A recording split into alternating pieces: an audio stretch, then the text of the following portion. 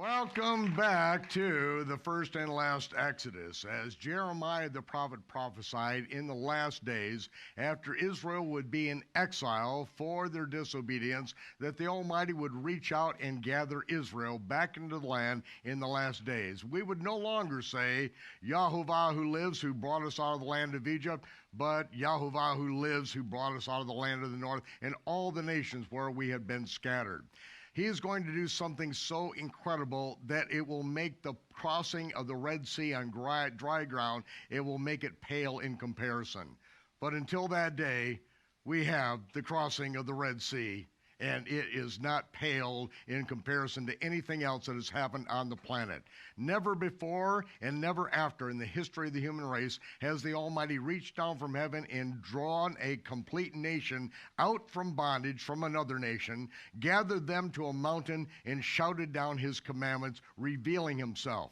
Every religion in the world has been basically founded by one guy going up on a mountain or into a swamp or something and coming out and saying, here's the new revelation. But for the Almighty to speak to an entire nation and for all of them to have experienced this, never before, never since, but yet in the last days, there's going to be something so monumental in the last Exodus that it will make us even forget about the great glory of crossing the Red Sea. But this weekend is all about our first Exodus.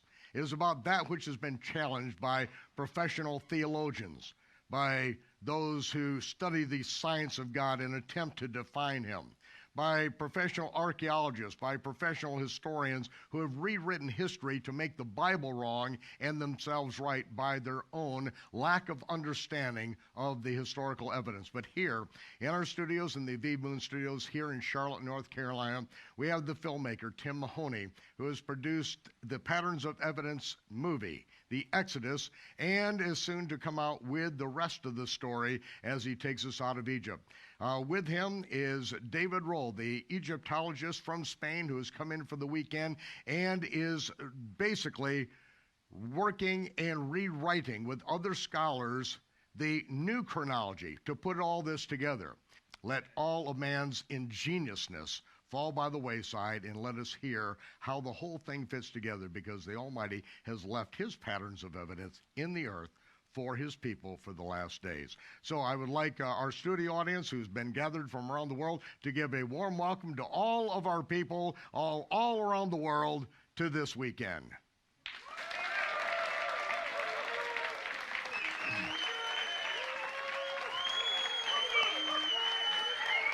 Thank you.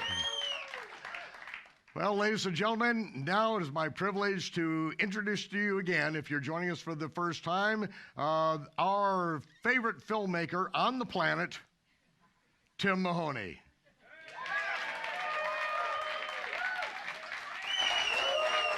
Thank you very much. Take it away. Well, thank you. Thank you, Michael, and thank you, audience, and thank you out there in cyberspace around the world for tuning into this time to talk about the Exodus. And, you know, I was thinking about, you said, well, I'm going to do a teaching. Well, a lot of things that I've decided was just to do a sharing, just to basically share how I got to this point and give context. And I think that David Rohl earlier today has helped to explain context with some of the stuff that he's taught us already. And one of the things that I became aware of through this, I want to give you a little bit of background that I started to understand when we talked about this testimony. In fact, you've got this Bible here, and it's divided into two books, right? The Old Testament and New Testament. And this word testament, what does that word mean? We shared just a little bit. It's a testimony. And I think that, you know, if we look at the books, the book of Revelation, it's a testimony. All these different books are testimonies of what happened, the Gospels. They're testimonies. And so I'm going to share with you a little bit of my testimony in the sense that what happened to me, you know, how this, I'm going to give you a little bit. People have asked me sometimes, I haven't shared much publicly, well, how in the world did you get involved with all this? This seems like such a big, you know, undertaking and going off, and I'm going to tell you just a few stories about how it happened and how, you know, we moved forward. And like I said in the very beginning, I was just on a bit of an adventure. I think that guys want to go on adventures. I mean, have you ever looked, how many guys actually look at maps And when you look at a map, especially when I look at an ancient map, I go, I wonder what that river is like. I wonder what that mountain would be like. And I just love maps, because when you're a kid, it's like buried treasure, all sorts of stuff that's out there like that. And as I started to meet with people and talk about these things, and they talked about going to Egypt and going into tombs or temples, I mean, that's all Raiders of the Lost Ark kind of fun, right? I mean, it just seems like a really cool adventure to go on. And that's what drew me in the beginning to want to go and look for this material. The other thing that happened was that I started to look at the Bible. I mean, I would read these passages, and I was trying to put pieces together. And what I'd like to share with the audience is that, you know, I didn't feel, I'll have to be honest with you, when I was growing up, because I was in this broken home, I'll just call it what it was. And you know, when you're a kid, you're so embarrassed about the fact that I didn't have a dad around, and that we were actually on welfare. And it was difficult. And my mom would go to the grocery store, and I was a carryout at the grocery store. And we got food stamps. And, you know, it was hard. And I remember saying, you know, my mom would be like, she'd try not to buy food when I was there. You know, it was a difficult time. And you're thinking about that dependency that we had upon, you know, God and sort of helping us through these difficult times. And I was thinking about, you know, my background and what drew me into searching for this story, because once again, my mother, I know your mother's right over here, Michael, you know, our parents have a legacy that they give to us. And my mother had this legacy of faith that she gave to me and gave to our family. And so this idea of going on an adventure and searching for the legacy of the Bible was really, I thought, it met my manly guy thing, and it met my historical, my family legacy thing. And so when I went on that adventure, you know, that's really what it was an adventure. And it was right after 9/11, as we talked about, that I went to Egypt the first time. And I went with Dr. Moeller, and we went to the Sinai, and we went to all these different crossing locations as we were looking for this. We went to Nuweiba, and there were people diving there. So I didn't know anything about anything. I mean, honestly, I just knew the basics of the story. And then over time, what ended up happening was I started reading more and more, and I started looking. I mean, this just sounds crazy, but I didn't know that the book of Deuteronomy was connected to the book of Exodus. I mean, I was just thinking Exodus was the main thing. Oh, I know David is just going like, Tim, how could you not know that? But I'm confessing it publicly here. I mean, I'll just tell you that I think a lot of us, and you know what's very funny in a sad way, is that when I started filming scholars and even people that were ministers or different people who were at colleges or whatever, I would have to correct them on the story because they didn't know the details of the story. And you started to realize that, wait a minute, I'd have to, excuse me for a second here.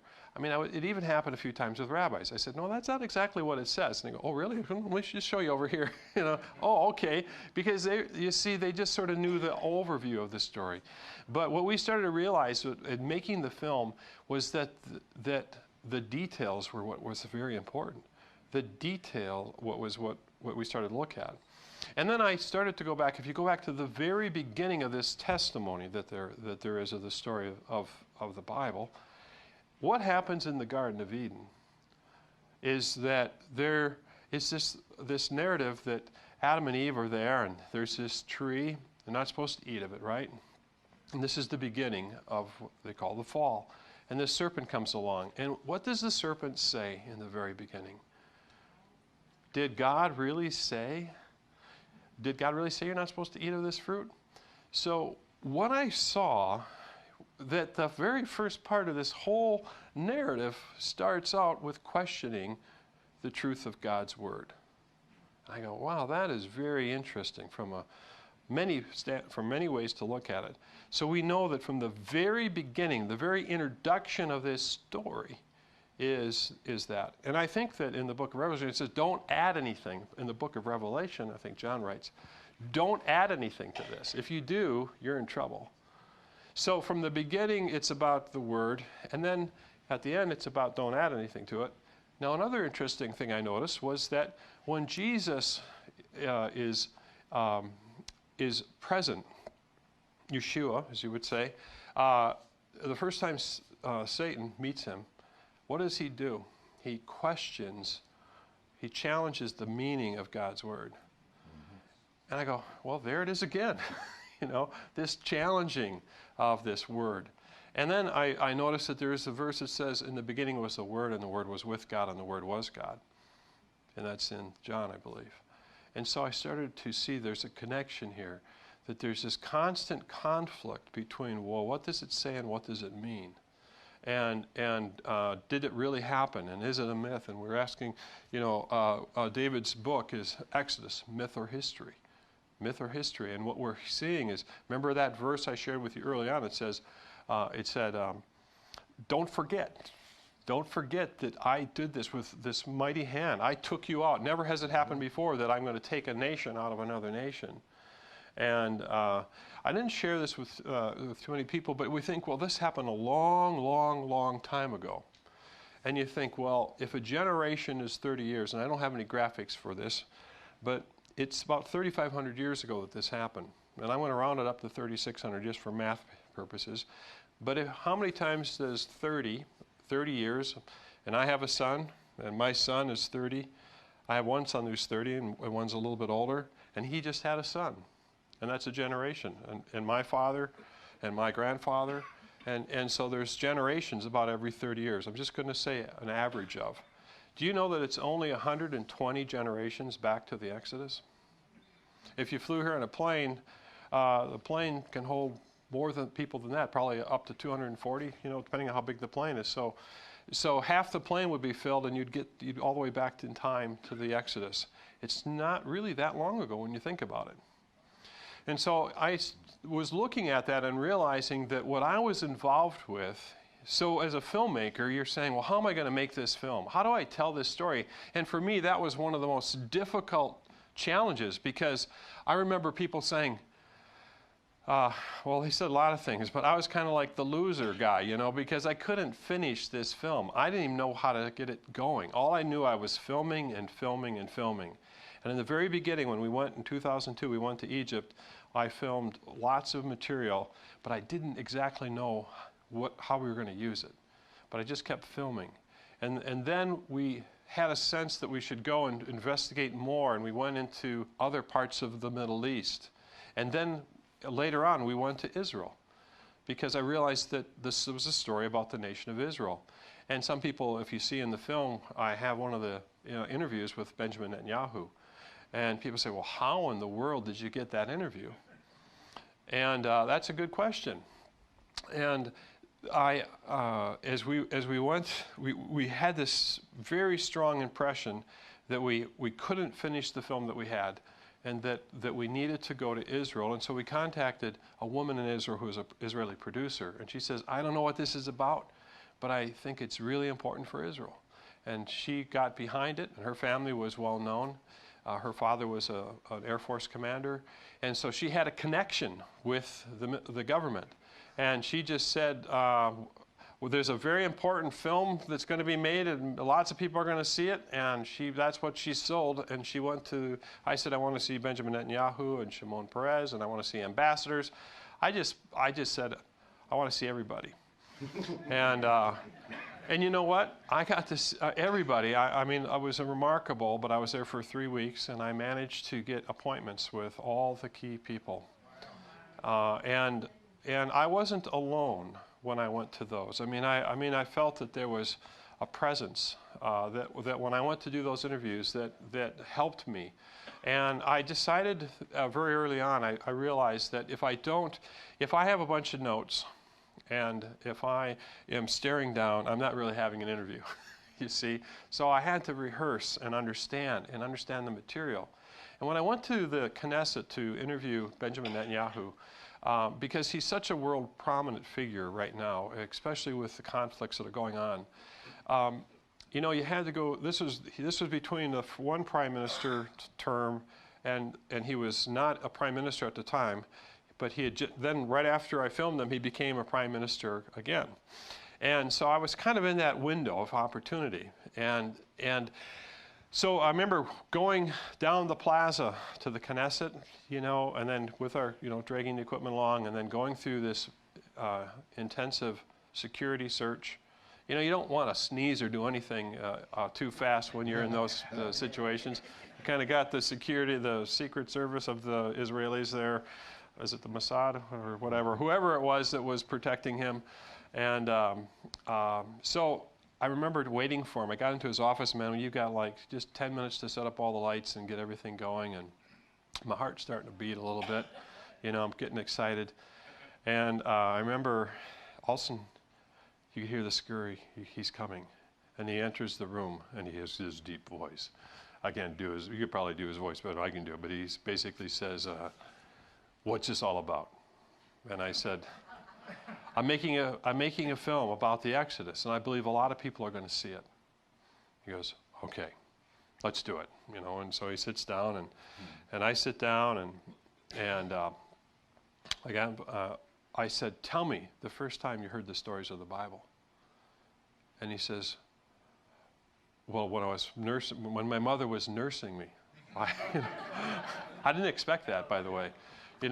Every Jewish child hears the stories of the Bible. And I said, tell me about Joseph. And he said, Joseph, one of my favorite characters in the Bible.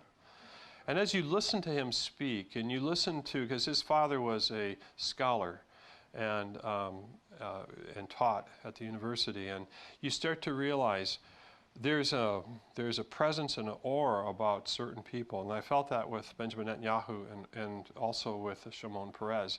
These men were leaders. You could tell there was something about them that made them great. And then I remember what ended up happening. I was only supposed to talk with him for 10 minutes, and what ended up happening was that someone I had spent several days reading his biography, and he had talked about his grandfather, Nathan, and I believe they lived in Poland.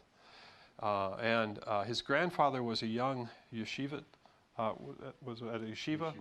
Yeah, yeshiva student, and actually more like probably a teenager, and his little brother, and they were near a railroad station, and a bunch of tough, a gang of other boys saw them, and they knew that they were going to beat him up and really hurt him. And he told his younger brother to run, and he would stay there and fight them, or at least be the bait while the younger brother got away. And as they knocked him into unconsciousness and kicked him, he swore that he would, if he lived through this, that he would find a way to go to Israel. And so when he's talked about when he mentioned my grandfather, he's telling about his grandfather teaching him the stories of the Bible. I said, Nathan? And that was his grandfather's name. And he said, yes. And once I said Nathan, Benjamin Netanyahu and I were on another level. And my 10-minute interview went to 50 minutes. And what ended up happening was that we talked, and I asked him questions. I asked him questions about Moses and the Exodus, and I asked him about the covenant that God had made with the Jewish people, and I asked him about the diaspora and about the return, and I asked him a variety of different things.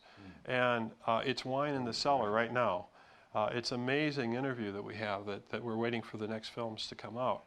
But and the same thing with Shimon Peres. When I went into his office and was able to meet with him and talk with him, there was the interviews were amazing, and what he said and what he shared, and we were at a whole nother level. And that was about a 50-minute interview.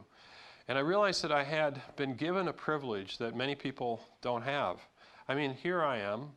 I'm really just a nobody guy. I was talking to you about, being raised in this single-parent home, and I didn't care about school when I was growing up because, the fact that my family was torn apart and I was just, without a dad. I mean, at the end of school, I used to take my books and throw it in the locker, and I didn't feel like too smart of a guy because I didn't care. It wasn't until the 11th grade when a teacher said to me, Mr. Mahoney, that was a very good answer. And I thought, maybe I could understand this. It was in a history class, and maybe I could understand this. I started reading history and learning more about it. And here I am sitting with the Prime Minister of Israel and the President of Israel on this film. And I think that there's a lot of us like me that kind of feel like, you know, you don't get it or you don't fit in or whatever. And I think the thing that I would like to say is that if we go back to that verse that my wife told me about, Ephesians 2:10, that from the beginning of time, there are things that we're called to do. That even though I had a rough start, lots of people have rough starts in their life, and you just have to move past it. And I started to realize that I was a thinker, and I did have ideas, and I did have questions, and I was able to construct things. And I took that journey of my life, and that led me and helped me to get to the point where there I was in Israel, talking to the Prime Minister of that nation, one of the key people that's in the world of politics today, and asking questions about the Bible and the historical credibility of the Bible. Because we know that there's so many people that have paid a price, right? They have paid dearly if these stories. And so the question is why would you die for a fairy tale? And why would people kill you for a fairy tale? And so the question about are these stories true or not is a very important question, because it impacts everything. If these events didn't happen, then we might as well just eat, drink, and be merry, for tomorrow we die, right? I mean, that's kind of the idea behind it. And that's kind of what the rest of the world thinks. And that's the course that they're on. And so I thought that there has to be more to this. There's something that's going on here, and I wanted to find out about it. And so in a way, as a filmmaker, I also knew that when I would go there, I wanted to hear why you don't believe. Because I think it's very important for me to understand. If you don't understand or you don't think there's any evidence for this, I want to know. Tell me what your reasons are. Tell me what your reasons are that you believe in this area and this area. And I think that what I started to see in this Bible was that it was good for you to look and question what people were saying. Because if you don't understand the original, you won't understand counterfeit, right? And so I had to basically start to say that, because I think there's a sense of it in culture today, is that, oh, I don't know anything about that. I just do whatever they tell me, you know? And that's dangerous, because there's a lot of times people tell you stuff that's just, and you're basically saying to yourself, I'm not smart enough to understand this, and so somebody else who's smarter should just figure it out. And I think that what I would say to the audience and to you is that I don't think that's the right idea. I think that we've got to be thinking people, thinking men and thinking women, to basically look at these ideas, and just as we've talked about before, you know, with your pharmaceutical questions that are out there. You know, just because you think someone's smarter than you, if what they're giving you is not healthy, then you better pay attention and take responsibility for what you're ingesting, whether you're ingesting things into your body or into your mind. So I think that's the common thread here, is that, you know, you got to be careful what you put in your mind, and you can be good at trying to make those critical decisions. And that, as a filmmaker, then was what I started to realize, because I started to then film viewpoints without having to worry too much about being threatened by them, because the standard I was looking at was the Bible. So what does the Bible say, and how does that match up with what we're seeing here? And I had to have a certain level of faith that in time I would be able to sort it out. That was sort of the question. And the challenge that I had was, would I offend people? You know, I'm from Minnesota. Have you ever heard of Minnesota nice? You know, the Scandinavians up there. Well, I'm an Irish Scandinavian. So I've got a little bit of the fight in me and a little bit of the sweetness in me. But, well, you've been to Minnesota. You understand that. But, so anyway, so that's part of what was going on in my life as a filmmaker. I was trying to understand, how do I make a film that's this complex? And part of it had to do with my own personal journey. So I thought, you know what? I'm going to take the audience on my own journey. That's what I need to do. And I need to tell you a little bit about where I'm coming from. I'm a guy. I'm a guy who has questions, and I'm going to take other people along with me, and I'm going to ask those questions, and I'm going to make it so that you understand every word. You understand the word, and you understand where things are going to be. That's why we made the film very visual with the wall of time. And we're going to go talk to people Because this audience isn't just for believers. This is for people who don't believe or people that are on the outside. I'm going to try to say, okay, everybody, let's come along and ask this question and ask and understand these questions. And so that was the approach then. That's the reason why I had to allow more people into this film and onto this journey. And so I think that gives you a little bit of context, and it was challenging. I mean, I have to tell you something. In the middle of this, I thought, I'm going bankrupt. I mean, I'm not going to ever get this thing finished, and it was tragic, and I got depressed. I bought a camping trailer, and was so depressed. I went camping. One year, I camped for 90 days. And just watched, campfires. I didn't do it all in a row, by the way. I was just, weekends whenever I could, to try to just emotionally recover from the challenge of all the trips, multiple trips to Europe, and to funding all this and trying to get by, making commercials, and then trying to go film and edit. And it seemed like we were getting nowhere. But I knew that I couldn't quit. I had to keep trying to understand what this was. I kept saying, what in the world is this about? And I had a sense that this was about a theme. And the theme was remembrance and forewarning. Now, what that means, I'm still trying to understand it, but I think I get the remembrance. It goes back to, don't forget what God did by bringing these people out of Egypt. And when I go to New York or I go to other places and show this film, people are impacted in a great way, because I think they have not believed it, even though they think it's all right, that they've just never felt like they've been connected to it. So for whatever reason, for whatever time in history this is, this information is important. And all I can say to you is that I'm going to continue to try to unfold it and take you on this journey as I meet more and more people. And I ask the questions, what does the Bible say about this? And then we're going to go look for that. What does the Bible say about this and about that? We're going to continue to unfold it. So that's the vision of what this is all about. And with that, I think it's time to bring David up, and he can expand a much deeper level.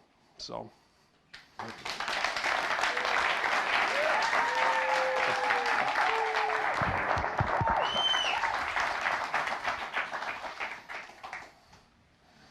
Intellectual indigestion from this morning. Have you got that? I did pretty good at 30 minutes exactly. You got an awful lot of things to think about from this morning's talk. And we're ready for round two now. You'll be pleased to know round two is a lot easier to take on board. And it's very rewarding, because now we're in the payoff. We are now going to deliver the payoff of the chronology, of the reworking of the biblical timeline in relationship to Egypt. So I'm going to go straight on to the visuals. We've got quite a bit to get through, and the idea is we're going to present different sections, stop for a little while, have a chat about it, then go back to the next section and work our way through so that we get questions and discussions in while we still can remember the subject material, okay? And then, of course, you're going to have a chance later on to have some Q&A. So if we can start off with the visuals. As you can see, the important thing on this screen is the question mark down there. It's not a statement, it's a question. Whether or not this Exodus is mythological, is it Harry Potter, or is it something more than Harry Potter? Do you, the basis of your faith and religion, is it a fairy tale, or is it something very real, very historical? Now, as an archaeologist and a historian, I can't deal with miracles. I can only give you the historical elements of the story. And that's what I'm going to do. And that's the framework upon which, and the foundation upon which you base your faith. And as Tim said, it's all about reason. You cannot have a book that is the basis of everything you believe if you think that is not true, if that's a fairy story. That foundation there is everything. So as an agnostic, as a historian, I look at this as a historical text. I do not dismiss it as a fairy story, just because it's called the Bible. I treat it like any other ancient text, whether it be Herodotus, whether it be a text of Ramesses II talking about the Battle of Kadesh. It's a history book. Primarily, it's a history book upon which the faith is based. And that's the way I approach it. So, we've got a question mark down there, and I'm going to be able to take that question mark off and dismiss the myth and leave us with history. And we'll do that now with this new chronology that we've devised, so we have a completely new canvas to work with. We can now construct the story of the Bible in relationship to Egypt, in relationship to the archaeology, because we haven't got that terrible Shishak blunder anymore. Okay? So let's go. First of all, we're going to deal with the academic approach to this from the last 35 years or so, what we call the myth. This myth has evolved from scholarship, people looking at the material from an archaeological perspective, also from a theological perspective and a historical perspective. And the conclusion that most of these academics have come to is it's a history that never happened. It's an invention of the priests of later times, creating this pious myth in order to give somebody a foundation for their nation and their belief systems. Okay? But we're going to show that wrong. So you're going to get a few negatives here, and then we'll move on to the really positive stuff. Okay? So the basis upon the whole thing is, of course, this gentleman here. We all know him, Yul-Brynner, as Ramesses II, and his buddy, his best mate, Charlton Heston. This is what we grow up with. We've grown up with it for the last century, virtually, since the cinema world began with the first black and white version of Cecil B. DeMille's film. But of course, he based the whole thing on what he was told by scholarship, which was that Ramesses II was the pharaoh of the Exodus and the oppression, and that Moses lived in the time of the 19th dynasty, which is when Ramesses was obviously reigning. And that was what we call the Ramesses Exodus theory. Now, a lot of conservative evangelical scholars would say, well, that can't be right, because if we look at the date, Ramesses II and Moses, in this model, places the Exodus around 1250 BC. But that's not what the Bible says. The Bible has a different date, roughly 200 years earlier. And yet scholars have gone for this date simply because of the connection, the city of Ramses, which the Israelites built, that you find in the first few lines of the book of Exodus. And on that basis alone and nothing else, we have a 1250 BC date for the Exodus in scholarship. As I say, some scholars go for 1450 BC, which places the same event in the 18th dynasty, in the middle of the 18th dynasty, okay? So the question is, was this really when it happened? I would say no. And most of the scholars you're going to see here also say no. Not because they want to prefer the 18th dynasty date, because they didn't think it happened at all. Certainly not in the time of Ramesses. Now, the basis for this argument, this negative argument, is this place, Jericho. Joshua then destroyed Jericho around 1210 BC, which is 40 years after 1250 and the Exodus. That's the rough date, approximate date that people place the destruction of Jericho. Now, I'm going to start giving you a few quotes now. Somebody you probably never heard of called John McCarthy. He was one of the Beirut hostages, a British newspaper man who went to Beirut and was captured by Hezbollah and imprisoned along with American hostages and Terry Waite. And while he was in his dungeon for many years, the only book he had to read was the Bible. And he sat there in the dark trying to read this book over and over again. And he wasn't a religious man, but it's the only book he had to read. And he got deeply involved in the story. And when he was released, he decided what he was going to do is find a historian, John Sturgis, and he's going to write a book about his thoughts about the biblical story. And because he was a newspaper man, he went off and interviewed lots of scholars and archaeologists working in Israel and other parts of Egypt, trying to get an idea from them what they thought happened in the Bible stories. And he made a documentary series called It Ain't Necessarily So. You know the Porgy and Bess folk opera, where you get, I think its name was Sporting Life, played by Sammy Davis Jr., and he did this song called It Ain't Necessarily So, the things that you're liable to read in the Bible, it ain't necessarily so. And he took that title for a good reason, because every single scholar he went to, every single archaeologist said, the Bible isn't true. It ain't necessarily so. So here's a quote from John McCarthy. When the site at Jericho was reworked in the 1950s by Kathleen Kenyon, it was discovered that the walls had fallen down long before Joshua and his people were supposed to have arrived, and that at that time, Jericho was almost certainly unoccupied. The conquest of the promised land by the children of Israel began to evaporate into thin, hazy air. Every single person he talked to said there was no Jericho at the time of Ramesses II. And that is true. That is absolutely true. So, let's move on. If we now see where the problem lies, I'm going to use this graphic to do that. Now, it looks fairly simple at the moment, but it's going to get quite complicated in a second. So we're going to have some archaeology here. These phases that you see here are archaeological phases. LB is late bronze or late Bronze Age, and then Iron Age, Iron Age. So you have the late Bronze 2A, followed by the late Bronze 2B, and then the Iron Age begins, working towards the present.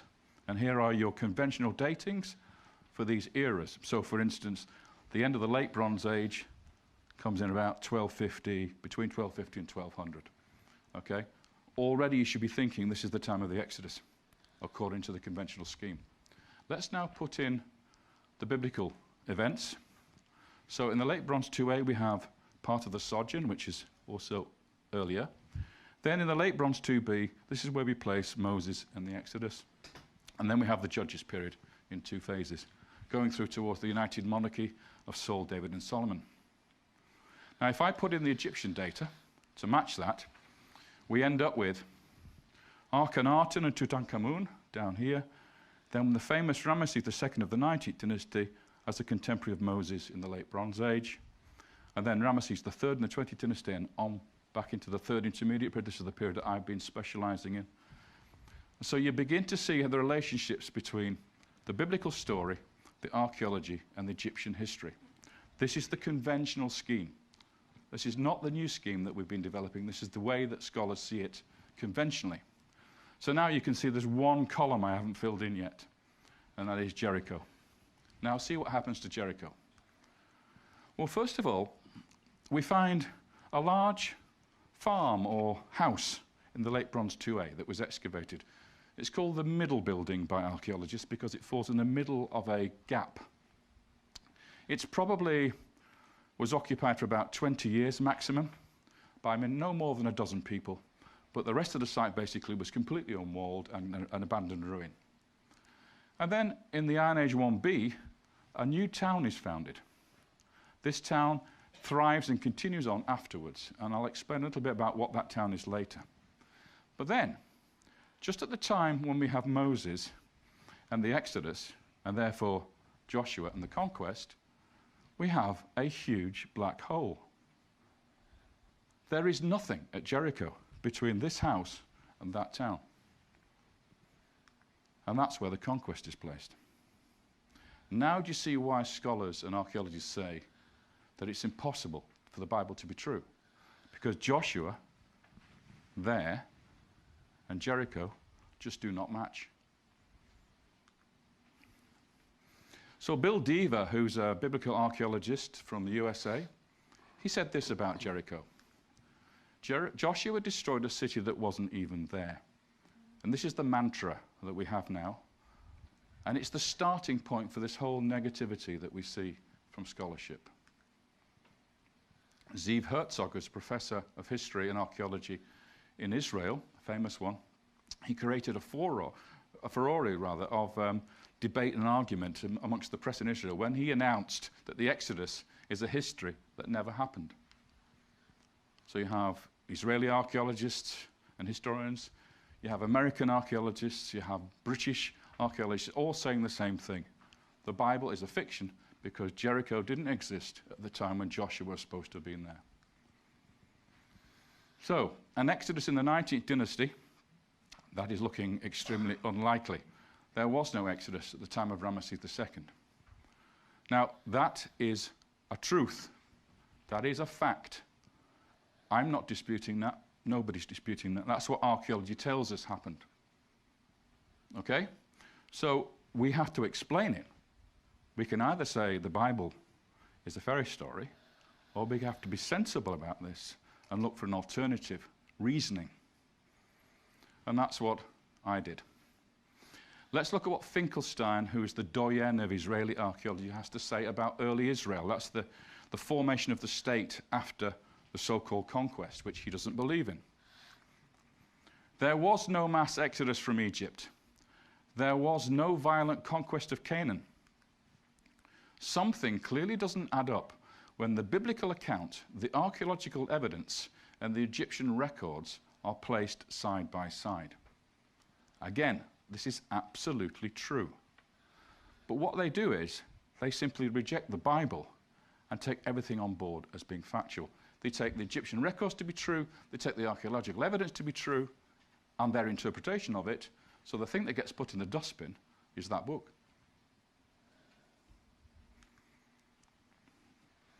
And when we see, and this is in the film, you'll see this later on, this remarkable interview between David Wolpe and Michael Medved. This is David Wolpe on this side. Your number one rabbi in the United States. This is what he had to say in the interview, and I find this quite extraordinary. Medved asked him, in 2001, Rabbi Wolpe, he created a national furor when his Passover sermon challenged the historical reality of the Exodus. Rabbi Wolpe, what did you say? And this is his response. The Exodus certainly didn't happen the way that the Bible depicted it, assuming that it was a historical event of any description. I think that if you look at it scientifically, it's virtually indefensible to make the Bible's case. Remember, this is a rabbi speaking. What part of the Torah would you grant to be based upon historical reality? The reply, I can't tell you. I don't know. I don't know, and although it may irk people, I don't care. So there's a rabbi telling his congregation that it doesn't matter if the Bible isn't true. Just accept the moral teachings without the history. You don't need the foundation. The foundation is not important. So, the academic conclusion to all this, and I've only given you a small set of highlights because there are a lot more quotes that I could have put in there. As there is no archaeological evidence to confirm or even support the stories of the Old Testament, it's logical to conclude that the Bible is a work of fiction. That is the academic position that we're in at the moment. And now we try to explain that visually with Tim's wonderful wall of time from the movie, which you'll see later. He has the animated. I can't animate it here. But we have, according to Tim, he's divided up this whole era from the beginning of the sojourn with the arrival, the multiplication, the slavery, the judgment, the exodus and the conquest. That's the pattern that we're looking at. And we have to try and find out where that pattern really works, those 6 steps. And if you look at it in the 19th dynasty we've been talking about, here's your pattern here. But in this period, as we've seen from the archaeologist's point of view, there is no match. There is no correspondence in that period. Though you may notice back here, there does seem to be something going on, which we're going to get to later. And then those scholars who want to have the 1450 BC date, the date that's actually in the Bible, the date from the time of the construction of the temple back 480 years, you get to this period of around 1450 BC, and we find ourselves now in the 18th dynasty of the New Kingdom, and again we have an exodus with nothing corresponding in the archaeological record in Egypt. And ironically, these 2 pharaohs are now, in those 2 models, the pharaohs of the Exodus. Ramesses II in 1250 and Pharaoh Thutmose III in 1450 BC.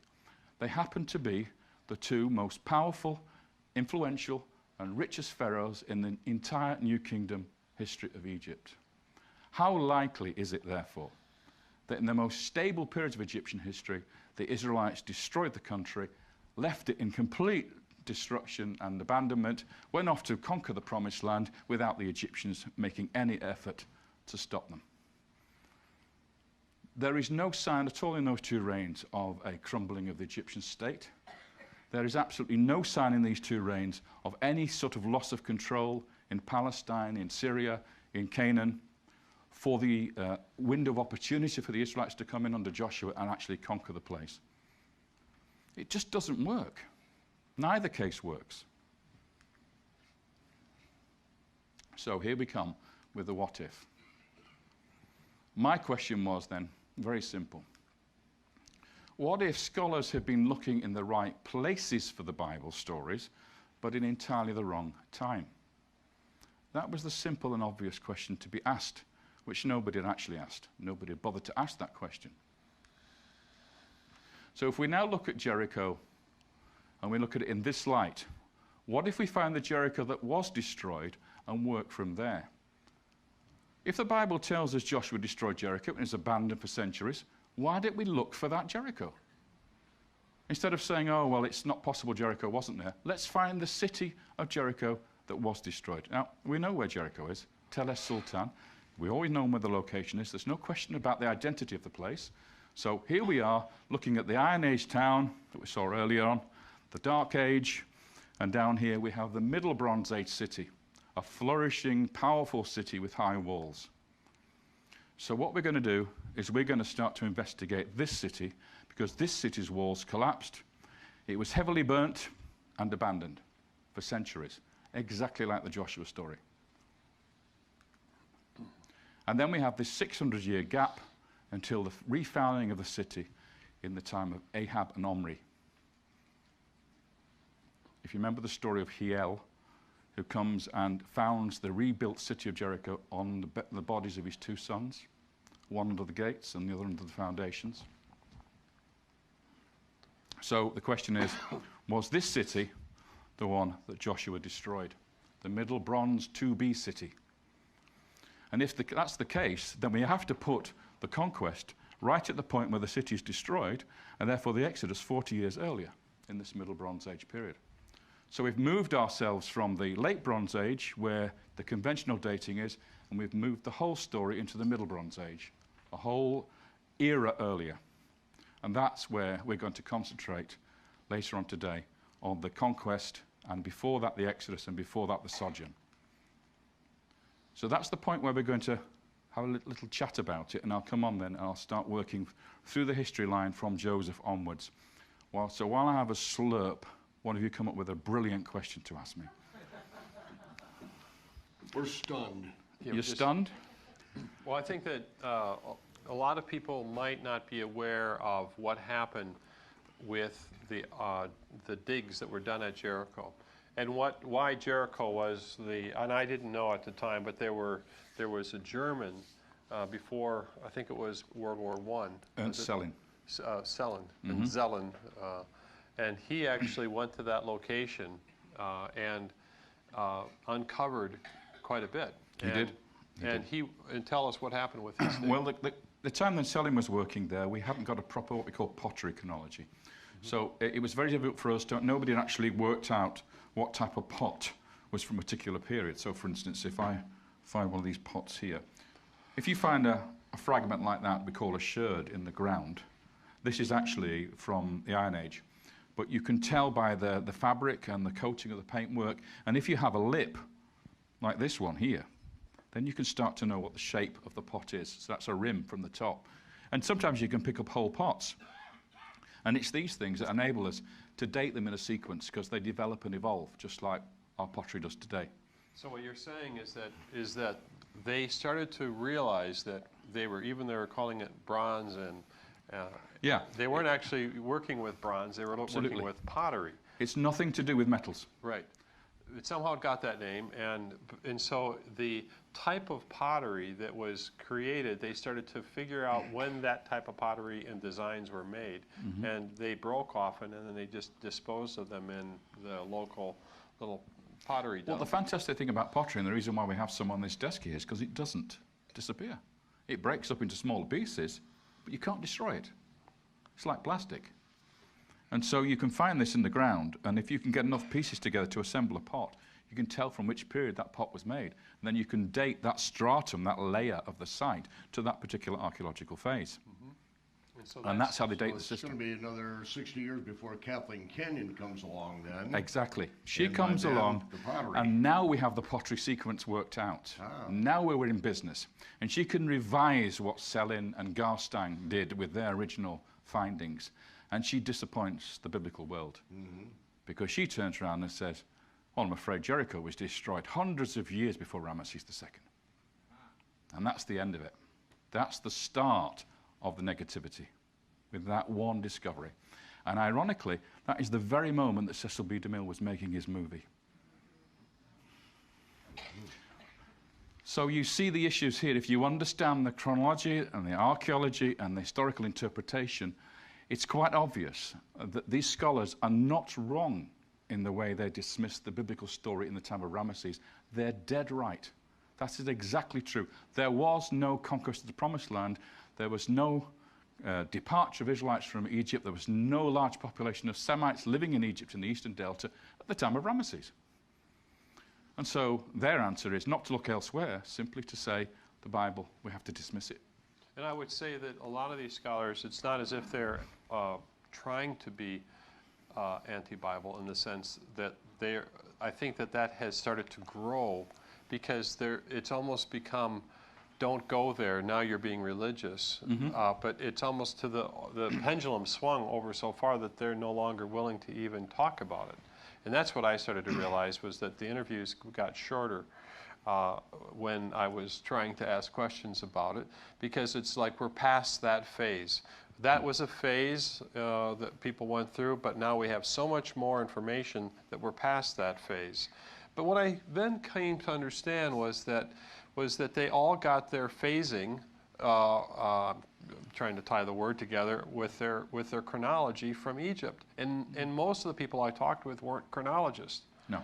They were not chronologists. They were just given a measuring. They were giving a yardstick from Egypt. And then I found out that yardstick was created several hundred years earlier, parts of it. Before they really knew what they were talking about. Right. Precisely right. I mean, if you take the front of this desk here, an art historian can immediately tell you that this inscription along the top here is from the New Kingdom, from the Ramesside period. But the one underneath, this is Greco-Roman era, this is Ptolemaic. And you've got the name Ptolemy written here in the cartouche. You can see immediately the difference in the styles. So experts can tell a pot from a particular period. You can easily identify a Middle Bronze Age pot compared to a Late Bronze Age pot and an Iron Age pot. No difficulty in doing that. So when Kenyon goes and looks at Jericho, she finds no Late Bronze Age pottery at all, and then they only start with pottery from the Iron Age 1B, then she has to say there's no occupation there because we don't have the tools of living. This is the proof of life. Okay, if you don't have that in a site, then the site is not occupied. Okay, so this is the conundrum we're faced with. So now, with this new idea of working with the Jericho that was destroyed, the one that we know was destroyed towards the end of the Middle Bronze Age, now if we project back into Egyptian history, we see a wholly different picture of the Israelites in Egypt, and which is what I'm going to go on to now, if you don't mind. So let's start with the sojourn. We're going to work forward in time now, from the arrival of the Israelites in Egypt through to the Exodus and beyond. And it starts with prosperity, followed by slavery. You know the story. Joseph comes into Egypt as a slave. He rises to the ranks. He helps to explain Pharaoh's dreams for him. He becomes the highest official in the land. His family are brought in from Canaan during the famine period, and they are given the best part of Egypt to live in. They prosper and multiply, and then they're suddenly plunged into slavery. And then on comes Moses and the Exodus after that. But let's first of all look at the beginnings of all this. Just to recap where we are then, here is we're in now the Middle Bronze Age. Middle Bronze 1, Middle Bronze 2A, Middle Bronze 2B. That's the archaeology. In Egypt, this is the 12th dynasty, the 13th dynasty, and something called the Hyksos period, which I'll deal with in a moment. So in this new timeline, Jericho was destroyed during the Middle Bronze 2B. We're not quite sure where in this phase, but it's somewhere in this period here. And then in the 12th dynasty, here we have the arrival of the Israelites. This is how it works with the biblical chronology in relationship to archaeology. And you'll notice something very interesting. We have one phase called Middle Bronze 2A, which is actually matching exactly with the Israelite sojourn in Egypt, and then we have the conquest 40 years later. So the Exodus takes place in the transition between Middle Bronze 2A and Middle Bronze 2B. And over here, at the end of the 13th dynasty, followed by the Hyksos period. Now, the Hyksos were invaders. They came into Egypt and they took it over and they dominated it for a couple of centuries. The Egyptian pharaohs were killed and slaughtered. Their families were murdered. The women were put into slavery. And the women were actually buried along with the warriors who died. They buried the Egyptian female slaves next to them. They were brutal people. This is Egypt's punishment after the Exodus. This. So here is the arrival. Here is the prospering. Here is the slavery. Here is the Exodus. And off to the promised land and the conquest of Jericho. What you're saying is that what you're seeing is that the pattern of evidence was seeing that which the film is going to be, explaining, and is that in this middle Bronze Age 1 time period, the 12th dynasty, is when you saw it, and others, that there was this influx coming in to brand new people coming into the Eastern Delta. And they were allowed to be there. What B-Tech They told me. were, exactly. They were under the invite of the Pharaoh, just like in the Bible. So when I was talking with Manfred B-Tech, he said to me that these people were given an invitation to be here. In other words, it looked as if they were guests and allowed to settle in that land, matching, once again, the story, the pattern of the story. And there's your quote.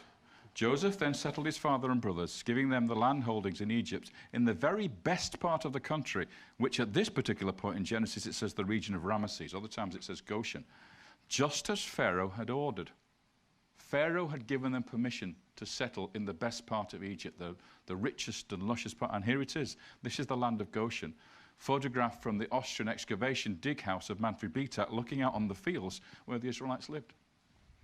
And that was then when I started to realize that we were looking for patterns of evidence. Let's start over and say, where does the pattern begin?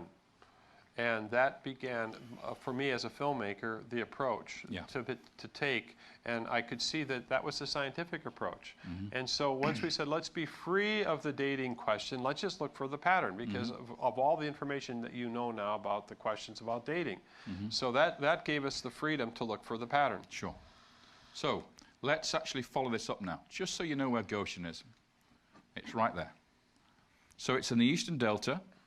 It's the nearest part of the fertile delta to Israel and Canaan. Okay? It's on the border of Egypt, effectively, and any Asiatics or Semites coming into Egypt would have settled in the nearest part to their own homeland. That's the area they were given. So what is this land of Goshen that later is called the land of Ramesses? Well, it's located in the Eastern Delta, as we've seen. It's in the nome the Egyptians call Gesem, okay, which is biblical Goshen. And it's by what we call the Pelusiac branch of the River Nile. That's the most furthest east branch of the River Nile. It's on the eastern side of the Pelusiac branch of the River Nile, at a place in this time now, in the Middle Bronze Age, which was known as Avaris. And it later became Pyramesse. The city was renamed at the time of Ramesses II, Pyramesse. And I suppose you want to ask that question now. Well, how did that happen? How come the Bible refers to it as Ramses? Well, it's a little bit like the Dutch founding New York. Seems reasonable to you, that statement, doesn't it? Did they found New York? No. They founded New Amsterdam. But we're perfectly happy with the idea of them founding New York. Or the Roman 6th Legion comes into England and builds a garrison in the city of York, which New York's named after. And you'll see that in your encyclopedias. But the Romans didn't establish their garrison in York. They founded a garrison in Eboracum, which is what the Romans called it. It was only when the Vikings came along and renamed it Jorvik that we get the name York.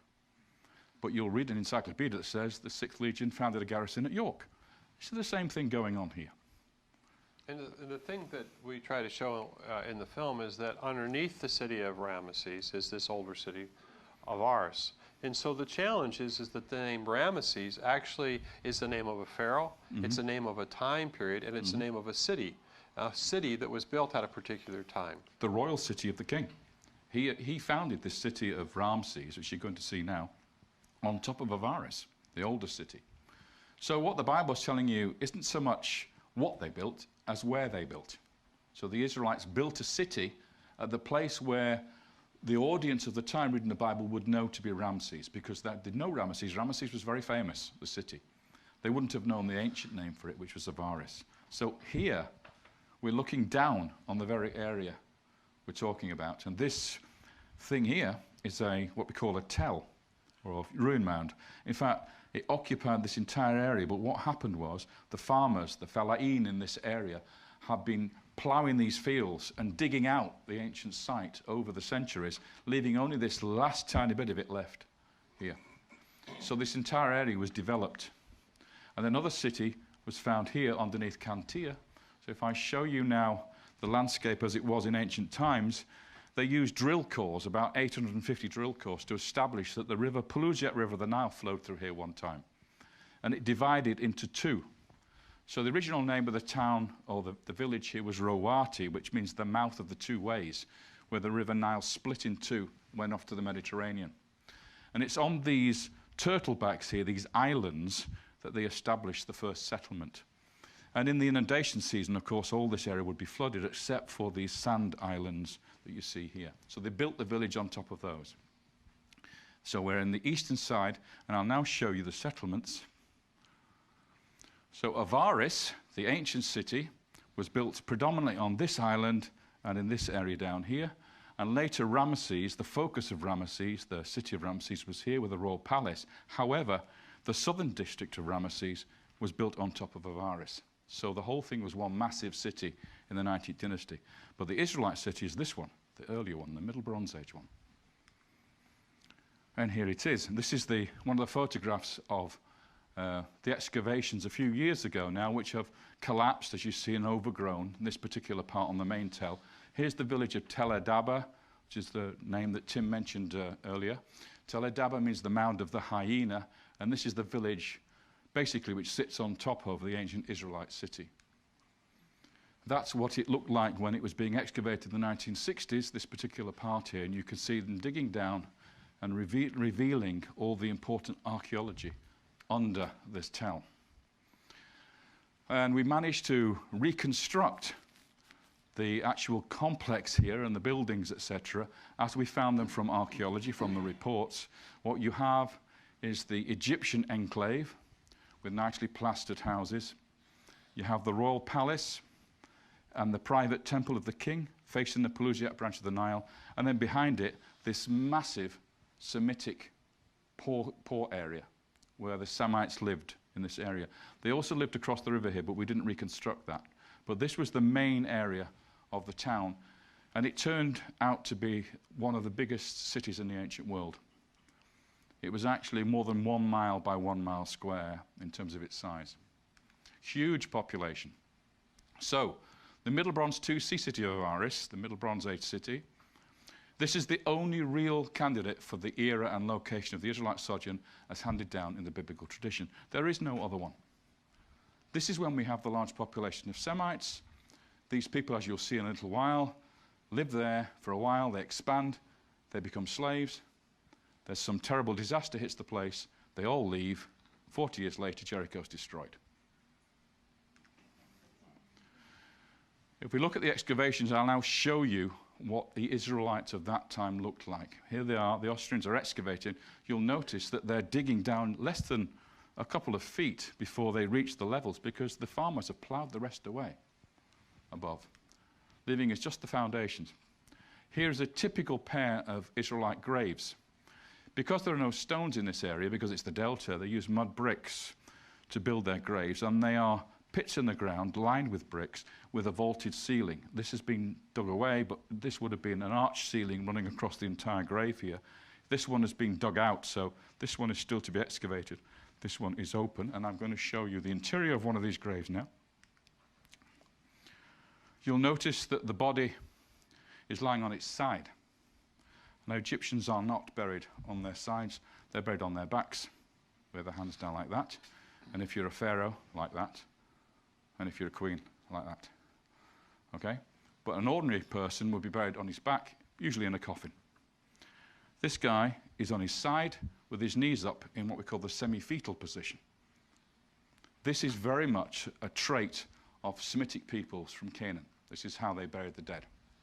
And then along with the dead, they have pottery, which tells of the date, archaeological date of the burial. Now, some of the wealthier tombs had remarkable things in, like, for instance, this magnificent bronze, what we call duckbill axe head. So it's like a duckbill axe because it's like the beak of a duck. It's also called a fenestrated axe because it has these two holes here. But this is a very typical Middle Bronze 2A axe or weapon. And of course, we have typical Canaanite pottery. This is a storage jar from the Middle Bronze 2A. So this is how we date when this burial took place or when these burials took place. Another thing we find a lot of is tiny little vessels called tel al-Yahudiya ware, about the size, that size, which is usually for ointments, perfumes, etc., for the ladies. It's typical only of this period. Now, if I show you a waterlogged grave here, this is one from a garden tomb that you're going to see in a little while. You see this object here? That is actually a duckbill axe which has not been cleaned up. And this thing, I'm just going to restore that for you. When the archaeologists removed that from the grave and cleaned it up, it turned out to be a magnificent bronze belt. Now this is what a chieftain would wear. With his long gown on, he would have this magnificent bronze belt around here, and he'd be wearing his dagger, his really important dagger, to show his status, his wealth, his power amongst the tribe. And these are the daggers that were found in these graves. Beautiful bronze ribbing, ivory handles, gold rivets to hold the framework together. This is high status material. This is not cheap rubbish. This is really top class Canaanite, Semitic weaponry. And let me just put a little quote in from the Bible. Simeon and Levi are brothers. Their daggers are vicious weapons. So even in the Bible, we hear reference to these weapons, these daggers being worn by tribal chieftains, the sons of Jacob. And now, in some of these high-status burials of these chieftain figures, the bodies were brought to the grave on a truck, a cart, dragged by two donkeys, and then a pit was dug in front of the graves, and the throats of the donkeys were slit, and they were buried in front of the grave.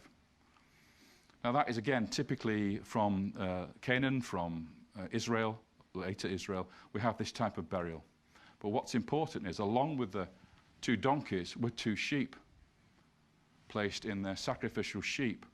And the bone analysis by the experts on this has demonstrated that these sheep were from North Syria. They are actually the long-haired Syrian variety, which is exactly where the patriarchs came from. And this is the first time we see them in Egypt. We don't have the sheep, this type of sheep, in Egypt until this era. And we all know that the Israelites were shepherds. I think that that's one of the things that always continued to be supportive of the story. The pattern was matching once again, the pattern, the pattern, the pattern. And I think that it wasn't just, I was surprised by some of the other, people who've looked into this. They haven't really thought much about the verses and looked at it and said, well, what are the clues you would look for? Mm-hmm. And once again, the pattern, when you start to add up all the pieces, the pattern really started to make sense to me. Because I didn't want to make a film that was off track. I was trying to understand, something that was valid, that was legitimate. And we had numerous other scholars that have looked at this and said, yes, this matches the story and the time. But you asked Beat the question, what were these people like? And he told you they were shepherds. Yes. And yet he still didn't identify them as the Israelites. Right. He called, did he say proto-Israelites? Well, no, he doesn't use that word. Oh, no, he wouldn't use that word. So they can't see the wood for the trees. It's essentially what he's saying. Mm-hmm. Now, if I'll move on because we're getting a little bit time compressed here. So let's move on to Joseph, shall we? This is the historical events behind the tradition of the sojourn. Well, just before the time when I placed Joseph's arrival, we start to see Semites coming into Egypt. This is from Beni Hassan, and they are wearing, yes, you've got it, multicolored coats. This is the only time in Egyptian history we have visual art of Semitic peoples entering Egypt wearing this type of colored coat.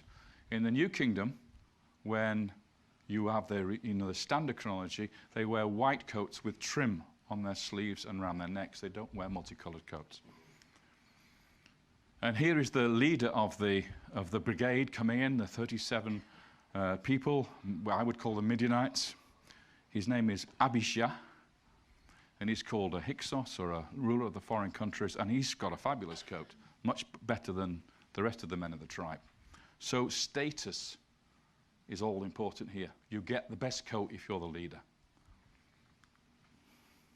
This is the time of two pharaohs, Senusret III and Amenemhat III, who were co-regents. This is the father, this is the son. What's noticed about these two is how miserable they are. These are the only two pharaohs in Egyptian history which look like this.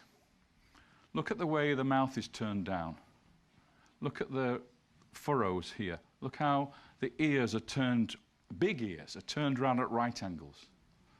Now, in visual art, an art historian will tell you that what this reflects is concern on the part of the pharaoh for his people. It's not smiley, smiley pharaohs here. This is pharaohs who are worried, who are concerned for Egypt, showing concern for it, and it's the only time we see this. And there's a reason for it. This is the Fayum Basin, which we'll come back to in a minute, Great Lake, Birkat Karun. But this is a quote from the Bible. Genesis 41, 17-21. So Pharaoh told Joseph, "In my dream there I was standing on the bank of the river Nile, when 7 fat cows, fat and sleek, came up out of the Nile and began to feed amongst the rushes. And then 7 more cows came up behind them, starved, very wretched and lean. I have never seen such poor cows in all Egypt. The lean and wretched cows devoured the 7 fat cows, but when they had devoured them, it was impossible to tell, for they looked as wretched as ever." That's Pharaoh's dream. That's what Joseph was tasked to interpret. Now, what's important here, and what's not mentioned in the Bible, is that these cows came up out of the Nile. That's not explained in the Bible. But from this connection we've made now between the story of Joseph and Egyptian history and archaeology, we can explain the reason now for the cause of the famine. Now, you all know about Nile inundations. Every year in the late spring, the Nile floods its banks. Waters come down the River Nile from Ethiopia, from the Blue Nile and the White Nile, and they flood the Egyptian plain up to the desert plateau. And this happens regularly every year. But the level that it comes to is very crucial to whether or not Egypt prospers or whether it starves. And what we have down in Upper Egypt, this is Nubia here, there's Abu Simbel, there's Aswan. We come right the way down here to the border of Egypt in this period before we get to the land of Kush, which is in Sudan. We have 2 forts either side of a gorge. One is called Semna and the other one is called Kuma. Here's an aerial photograph of those 2 forts, there and there. And what happened was, in this particular period, in the reign of Amenemhat III, they started to record the heights of the Nile in the inundation, year by year. First time it had happened, they hadn't done it before. And we believe what it was an early warning system to tell people further north how high the flood was going to be. And if I show you a very complicated chart, I'll explain it very quickly. This is the low level of the river for most of the year. This is the standard flood level in modern times. That means the last 2,000 years here. But in this time, in the reign of Amenemhat, we see these records here, and they tell us that the flood jumped from 12 meters up to around 18 meters in year 3 of the king. And then suddenly, a few years later, it zooms up to 21 meters. So we have a massive increase in water coming into the Nile. This is 4 times the typical average flood, 4 times the quantity. So this is your 7 years of plenty, and that is your 7 years of famine. Plenty because increased water here to this perfect level means more harvest because you can expose more areas to water inundation and the fertile silt. Here, destruction, total destruction. Villages wiped out, cattle killed, drowned, sheep drowned. And the important thing is, if this land is flooded with 4 times the water, it takes 4 times as long for the water to dissipate out to the Mediterranean. So you can't plant your crops. Because when it comes for the end of the season, when you need to plant your seed in the ground is waterlogged. And if it happens year after year after year after year, you get a famine. That's why the cows came out of the river Nile in Pharaoh's dream. The Nile is the cause of both the plenty and the famine. This is the water conditions that they would have been confronted with at the time of planting. So in Genesis 45:6, for this is the 2nd year of the famine. There has been famine in the country, and there are still 5 years to come without ploughing or harvest. Now, if the famine had been caused by a drought, that would not stop ploughing. The only thing that stops ploughing is water. So what does Joseph do about it? Well, he's a genius, this man. This is the great Fayum Lake, and this is what it looks like today. It's called Birket Karun. This is a huge lake. In the time of Joseph and Pharaoh Amenemhat, it was this size. Absolutely enormous. Why did it grow so big? Well, because of this canal that was dug from the Nile to siphon off 50% of the floodwater into this sump, to take away the potential for disaster further north. So he devised this canal, or somebody devised this canal, to divert 50% of the water. King Amenemhat was so pleased with this operation, he actually built his pyramid right on this canal at Awara. He regarded this as the most important thing that had been achieved in his reign. And the name of the canal? Bar Yosef, the waterway of Joseph. So Pharaoh said to Joseph, since God has given you knowledge of all this, there can be no one as intelligent and as wise as you. You shall be my chancellor, which means vizier, and all my people shall respect your orders. Only the throne shall set me above you, the 2nd most important person in the land. So what do you do with the 2nd most important person in the land? Well, as he gets older, you pension him off with a beautiful house in the land of Goshen. And you can say, you can retire here with your children and your grandchildren and be blessed. You've done your duty for the kingdom, and now you can relax and take it easy. Now, unfortunately, we don't hear much about that in the Bible until Joseph's on his deathbed, where he gathers together the brethren, and he tells them, I'm not going to be here for much longer, and I know that one day you will leave Egypt, and you will go to the promised land. You make sure you take my body with you. You be sure, you promise me now, that you'll take my body with you. So, let's find Joseph in the land of Goshen. We start with Jacob, because in the famine, in the 2nd year, Joseph arranges for Jacob and his family to come and settle in the land of Goshen. And in this field, Jacob built a house. This is the reconstruction from the movie of Jacob's house. It's what we call a Mittelsaal house, which is the earliest form of the so-called 4-roomed house or Israelite house. If I put a plan up, you can see that it's basically an open room or courtyard surrounded by other rooms here. These are possibly for animals to be kept in this area, but the main part of the house was this here, Mittelsaal house. It comes from North Syria, this design. It comes from the area where the patriarchs originated. This is the type of house you would expect a patriarch to build in Egypt. And of course, Jacob was a patriarch. And then, after a while, that house, according to the archaeology, was knocked down. The owner of the house had died, and it was decided to build a palace on top of it. And this is the floor of the palace that was excavated by the Austrians. What you see here is a mud brick floor which was painted white. And then you have the settings here for 2 stone bases for wooden columns to hold it up. It was basically a very, very nice audience chamber, and I'm going to show you the reconstruction from the movie again now of that Egyptian-style palace, but it wasn't built for an Egyptian, it was built for a Semite. Possibly the vizier, the northern vizier. When we look at a plan, this part over here was added later. The original facade was here, along here, and this courtyard was added later, including these 2 suites here, and a new entrance here. But the original part of the house was this here. This is the shot you just saw of the 4 column bases and the mud brick floor. This was the audience chamber to receive visitors. This was his personal washroom, and this is probably his robing room here. And this, believe it or not, was his bedroom. And this is a mud brick platform, which is the biggest bed ever found in the ancient world.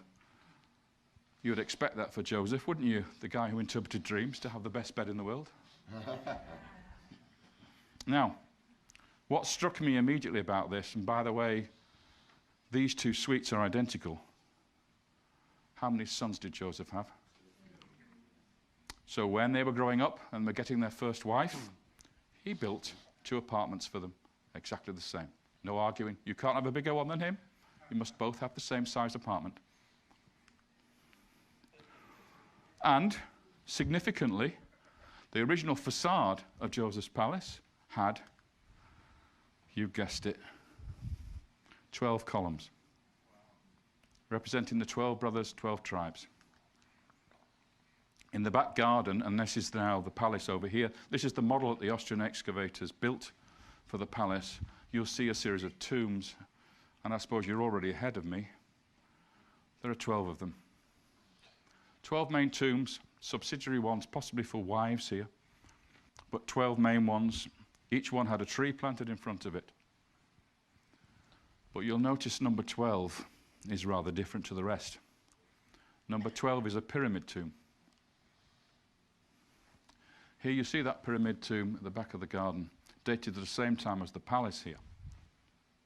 The ones that you see along the line here, and these ones are slightly earlier. By the way, those daggers that I showed you earlier on came from these tombs. Now that pyramid tomb is what we're going to concentrate on now. This is the photograph before they started to excavate down into the tomb. What you see here is a platform made of mud brick, and then on the front a base for a chapel. So you have a pyramid with a chapel in front of it. As I say, they haven't started excavating, and now the plan of it looks like this. Here's your platform base for the pyramid. Here's your chapel. And underground, underneath the pyramid, we have a mud brick vault where the burial took place. I'll explain what that is in a minute. Here they are digging down into the burial chamber. And this is all they found inside. A few broken bits of limestone and that strange thing. I'll show you the excavation of the actual tomb itself. Here we see this man in the blue galabear is standing in the corner of the tomb. That's the chapel over there. There's the fragments of limestone and this large group of heavier limestone here. That is what we're going to concentrate on in a minute. And looking in the other direction, here is that object again, looking from the chapel towards the burial chamber. And in the burial chamber, all you've got is this piece of limestone and 2 more pieces of limestone from the same object. Completely empty. No bones, no mummy beads, no coffin wood, no pottery. Absolutely empty. So the archaeologists said, oh, I know why that is. Because there's a tunnel that's been dug in from the chapel into the burial chamber, and everything has been cleaned out. But then I asked BTAC, what grave robber would take the bones? What's the value of the bones to a grave robber? Doesn't work. This is not robbery. This is removal, pious removal of the body. So now the crunch time is, what is this? Well, it stood in the chapel in front of the tomb. And when they assembled the bits, it was quite clear that it was part of a human statue, the top half. But you'll notice that the whole of the face has been smashed off. This is reconstruction here. The eyes have been gouged out with an axe. Look at this massive hit on the top of the head there. But we also have a throw stick on the shoulder. I'll come back to that in a minute. If we look at the hair, beautifully coiffured, beautifully combed, and the original paint still survives on this statue, red hair, flame red hair. And on the forehead, although you can't see it too well, this is yellow paint. So yellow skin, red hair, beautifully coiffured and combed in what we call the mushrooms hairstyle. And on his shoulder, a throw stick. Now, a throw stick is a symbol of an Asiatic or Semite. So this high official with this statue is an official of state, but he's a foreigner. He's not an Egyptian. On the back shoulder, I began to see, can you see, fragments of paint in stripes? See that one? Can you see them coming in this direction here or on the shoulders, the collar, and then they go down vertically? If I highlight that for you, just a little bit, just to help you to understand it. It's a multicolored coat. So this statue, which is twice life size, seated statue, of a high official of state with yellow skin, red hair, wearing a multicolored coat in a tomb, a pyramid tomb. Now, a pyramid tomb is normally not given to a high official. In this period, only kings had pyramids. Only kings had colossal statues. No individual other than a king would have that. This guy has been honored to the highest level that a king could grant. Art historians have looked at this statue and said that it was carved and made in the royal workshops next to the pyramid of Amenemhat III. Okay? So the king ordered this statue for this individual. So let's restore his face. Red hair, yellow skin, collar, multicolored coat. And this is the reconstruction from the movie of the chapel with the statue. And if only we had the other part of this, we'd be able to read the name of the individual. And this is his name in hieroglyphs, and that's the name of Joseph in his Egyptian name. So, David, what was Joseph's Egyptian name? Okay, I think we've got time to do that if we go very quickly. Pharaoh gave Joseph an Egyptian name. His name, Yosef, was his original name, and then Pharaoh said, I'm going to give you a new name. Now, in tradition, Semites living in Egypt were given a name, and they were called ex-Semitic name, he who is called, and then the Egyptian name. So you always get this he who is called phrase. Okay? So the Egyptian name in the Bible is Zaphanat Pa'anea. Okay? Now, Zaphanat Pa'anea has got metathesis. It should be Zatanaf. Okay? So the T and the F have rotated.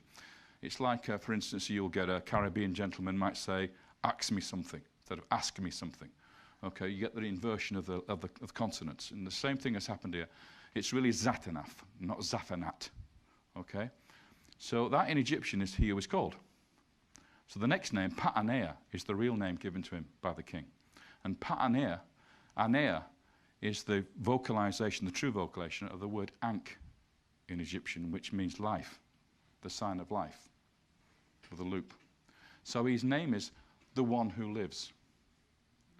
So Joseph, he who is called the one who lives. Why did Pharaoh give him that name? Because Jacob came to Egypt and found the son he believed to be dead was still alive. So we'll have to move on because I'm being a bit slow. Very quickly, I want to tell you about the alphabet. This Joseph character was a genius, an absolute genius. He was in charge of pretty much everything in the land. One of the things he was due to organize was the mining of turquoise in Sinai. And this genius man, who was trained to read the hieroglyphs, write the hieroglyphs, but also being a Semite, came up with something quite extraordinary at a place called Serabit el-Kadim, which is the main turquoise mine in Sinai, which is up the top of this mountain. I'll do this very quickly. You climb up to the heights in the middle of Sinai, and you arrive at a temple here, right on the top of the mountain. This is the temple of Hathor, who is the lady of turquoise, the goddess of the turquoise mines. These stelae are all dedicated to her, and they have Semitic names on them of the workforce that was sent here to mine the turquoise.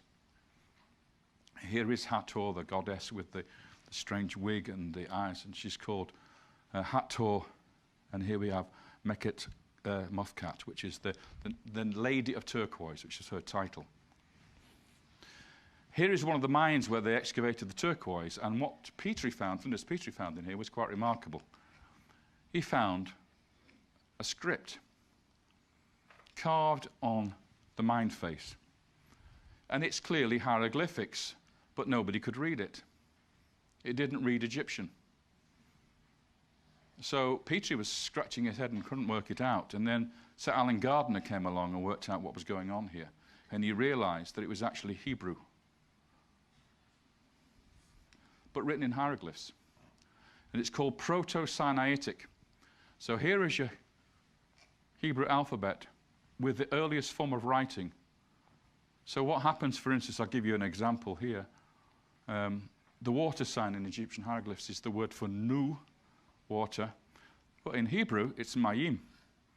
So that becomes the letter M. The house, beit, Egyptian pear. Okay, so brilliantly, he takes Egyptian hieroglyphic signs, he actually gives the Hebrew name to them, and the first letter of the Hebrew name becomes the letter of the alphabet. And it can go all the way through the alphabet, right the way down to Tav, which of course is the cross. And this one over here, Aleph, which is the ox. Let me give you an inscription from there, which you can read just about if I highlight it. This says, Mem Aleph Ayin Mem. It's a very crude form of the word mayim, and that is a leather water bag. Water. Let's look at the letter Aleph, just to show you how that evolves into the modern alphabet. Here is our modern letter A. You can do this with all the letters of our alphabet.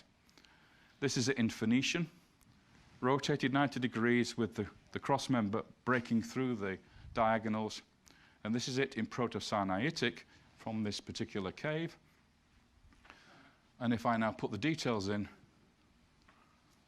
it's an ox, Aleph.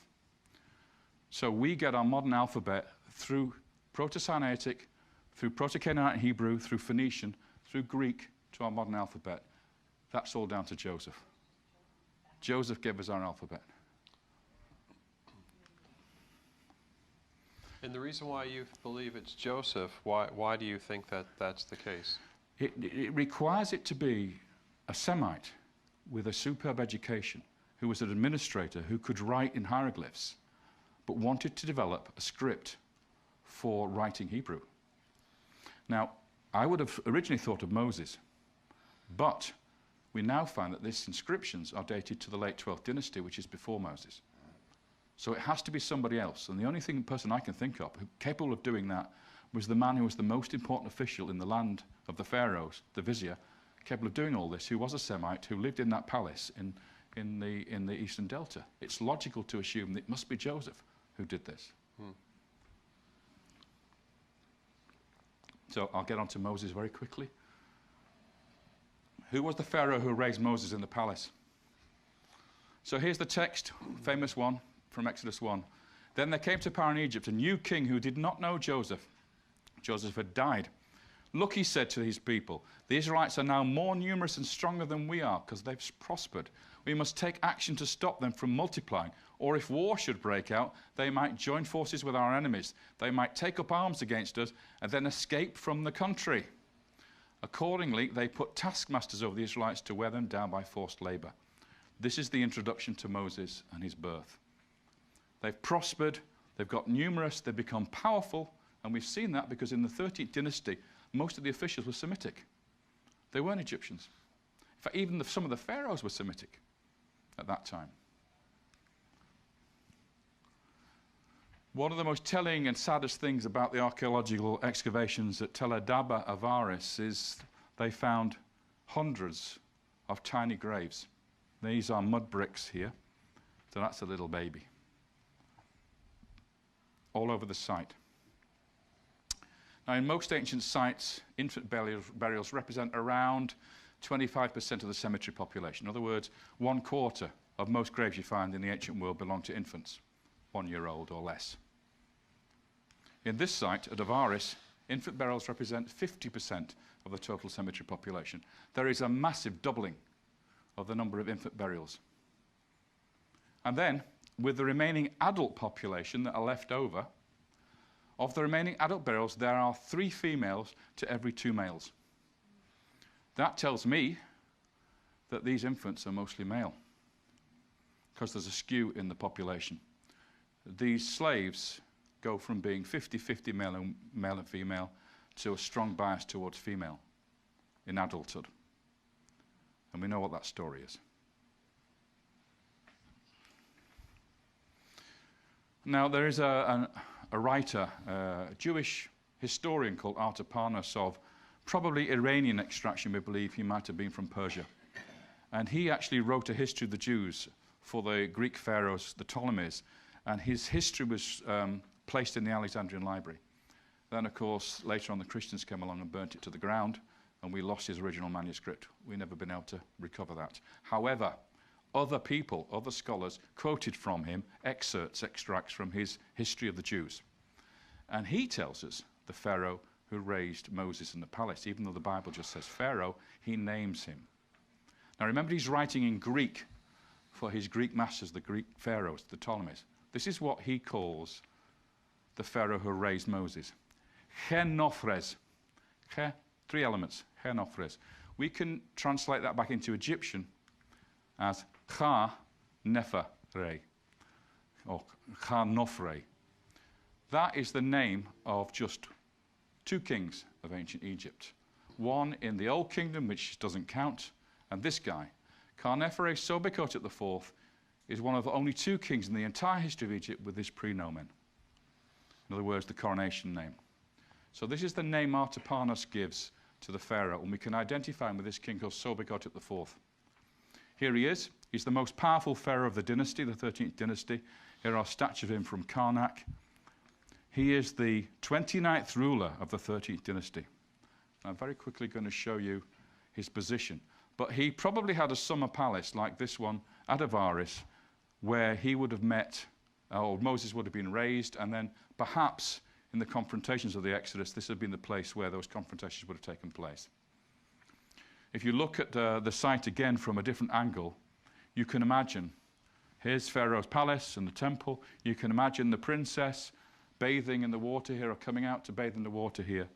And down here, the baby Moses being placed in his basket, and then the water taking him towards the palace where he would have been found by Pharaoh's daughter. When you get the archaeological evidence, you can start to see the story evolving and working. So Moses was then raised in the palace of Chenofres. He would have been an educated man, learning hieroglyphs, etc. Here we see a fragment of the Royal Canon of Turin, which is a king's list of the pharaohs. And here we get this last sub-dynasty that enslaved the Israelites. Sobekotep III, we have a Brooklyn papyrus with slave lists with Semitic names in there. And then we have Neferhotep, a very powerful king, and Sobekotep IV, who was the one who was the father, stepfather rather, of Moses. When he died, there's the start of the 13th dynasty. When he died at the bottom of the papyrus, the 29th king, we come to the next column over here. We need to be looking for the Pharaoh of the Exodus. So if I go 45 years down, it's approximately 45 because we don't have the exact dates, we come to this little fragment of the papyrus here and the name Dudimose. Remember that name, because he's the Pharaoh of the Exodus, not Ramesses II. This nobody, this guy who nobody's ever heard of. He's virtually the last king of the 13th dynasty, and it's his time when this happens according to Manetho. Have you heard of Manetho?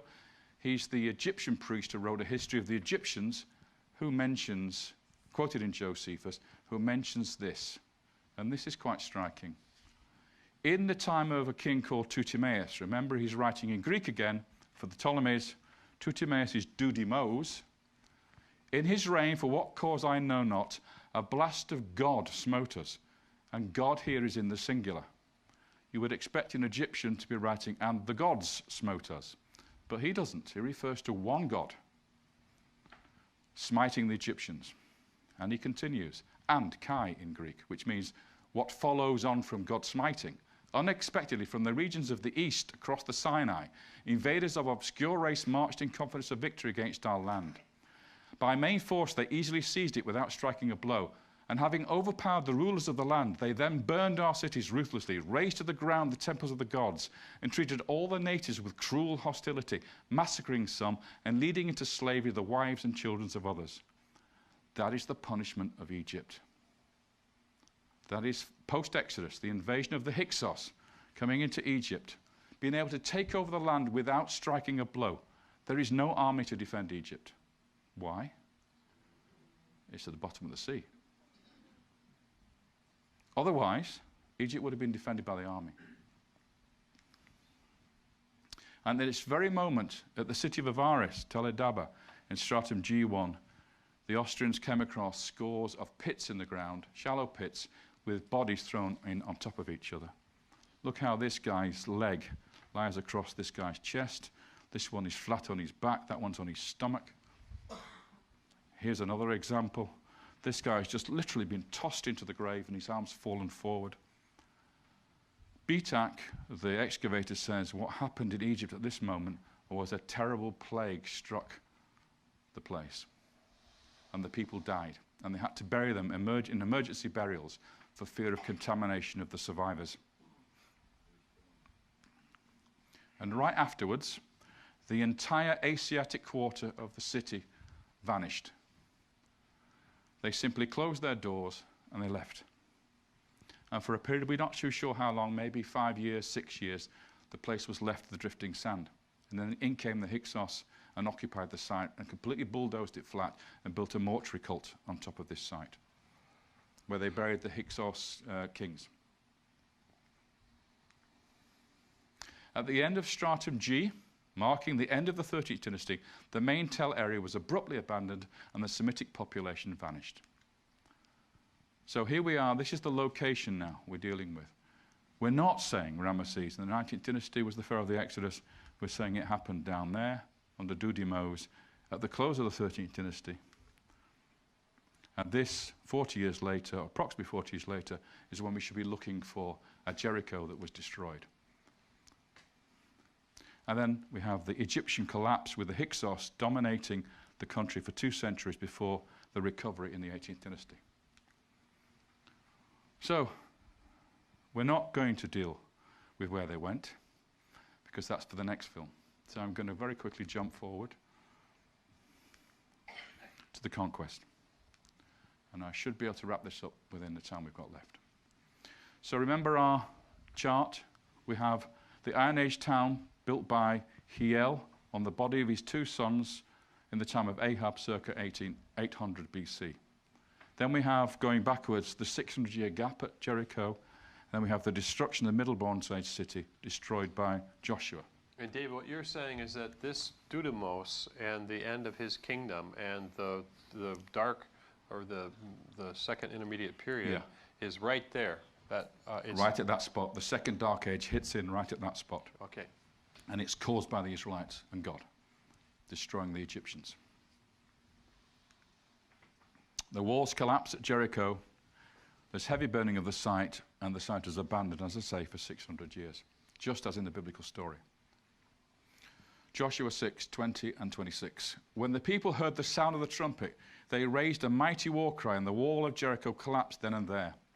At once the people stormed the city, each man going straight forward, and they captured the city. And at that time Joshua made them take his oath before Yahweh. Accursed before Yahweh be the man who rises up and builds this city. On his firstborn will he lay his foundations. On his youngest son he will set up its gates. Exactly as happens with Hiel in the Iron Age 1b, the new city is built, and he sacrifices his 2 children as foundation deposits for the building of the new city in the time of Ahab and Omri. So if we look at Jericho, this is looking down on Jericho. Excavated in the 1950s by Kathleen Kenyon. I'm going to take you to this trench that she dug. She dug several trenches, but this is one that I studied myself. Here is the trench during the excavations. You see she dug right down into the tell. Here's me examining the stratigraphy, because when you cut down into a trench, you can see the different layers, one on top of the other. And what I'm going to show you now is the structure of the defensive system, which is a foundation of the wall that's on the top of the tell here, a sloping rampart made of plaster, a glacis we call it, at the bottom a revetment wall made of stone. And so it's virtually impossible to attack this monstrous structure, these high walls that you see at Jericho in the Middle Bronze Age. Let me put together on top of that the existing structure, which has now disappeared. So you have the revetment moor made of stone at the bottom, you have the plastered slope, glassy here, and you have the city wall at the top. And when Kathleen Kenyon excavated this, she found the wall had collapsed and had rolled down and was ended up at the bottom. The mud bricks from the top wall ended up at the bottom. The walls came tumbling down. And then they set the thing alight and burnt the whole city to the ground. So again, this is the wonderful reconstruction from the movie. When the archaeologists were excavating the houses, they found large storage jars full of grain. This grain was heavily charred from burning.